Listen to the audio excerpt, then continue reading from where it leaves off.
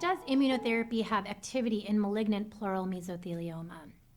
So we know our patients with unresectable mesothelioma, the frontline treatment option is systemic therapy, usually with platinum pemetrexed plus or minus the addition of the anti-VEGF antibody bevacizumab. We know that many of our patients who are treated with this frontline option will unfortunately have disease progression later on. And there is really no standard second-line therapy for these patients. Based on prior studies of second-line therapies, the disease control rate is really quite low at less than 30%. And so there's been a lot of interest in looking at immunotherapy in those patients who've progressed after frontline therapy. So there's data that have looked at the combination of nivolumab plus or minus ipilimumab. So nivolumab is a PD-1 antibody, ipilimumab is a CTLA-4 antibody, and there's also data that's looked at pembrolizumab, which is a PD-1 antibody. I'll start with the MAPS-2 trial, which evaluated nivolumab plus or minus ipilimumab. So this was a phase 2 trial conducted in 21 hospitals in France. There were 125 patients in this study who were randomized to receive either nivolumab as a single agent or nivolumab with a combination of ipilimumab. In the intention to treat study population, disease control rate at 12 weeks was found to be 40% in those patients receiving the nivolumab as monotherapy versus 52% in those patients receiving the combination of nivolumab and ipilimumab. Grade 3 to 4 toxicities were quite low overall, 14% in those patients receiving nivolumab monotherapy versus 26% in the combination nivolumab-ipilimumab arm.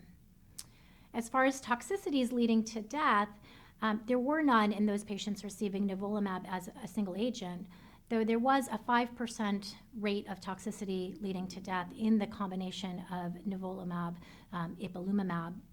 And this was related to patients developing fulminant hepatitis, encephalitis, or acute kidney failure.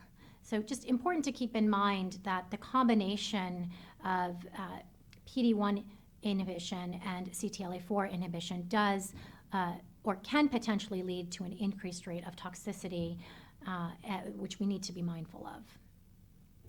There was also a single center trial in the Netherlands which evaluated nivolumab as a single agent. This was a much smaller study of 34 patients.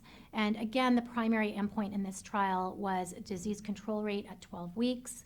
And encouragingly, patients who got the nivolumab single agent did have a fairly high disease control rate of 47%, again at 12 weeks. In 4 of the patients with stable disease, the tumor remained stable for over 6 months, indicating the potential for durable responses seen with the single agent nivolumab. There were some grade 3 to 4 toxicities noted. About 26% of patients did experience grade 3 to 4 toxicities, which consisted mostly of pneumonitis, GI toxicities, and lab abnormalities. PD-L1 was expressed in 27% of the patients in this trial, but it was not correlated with outcome. Finally, there is the KEYNOTE-028 trial, which was a phase 1b trial conducted using the pembrolizumab, which is a PD-1 antibody. The pembrolizumab in this trial was administered at a dose of 10 milligrams per kilogram, IV every 2 weeks. The patients who were treated on this trial were noted to have durable responses with a median response of 12 months. 2 patients had remained on trial at the time of data cutoff. There were no treatment-related deaths or discontinuations. And so really based upon the results of these trials, the NCCN now includes nivolumab plus or minus ipilimumab and pembrolizumab as potential treatment options in patients who have progressed malignant pleural mesothelioma. And there are ongoing phase 3 trials with additional data awaited.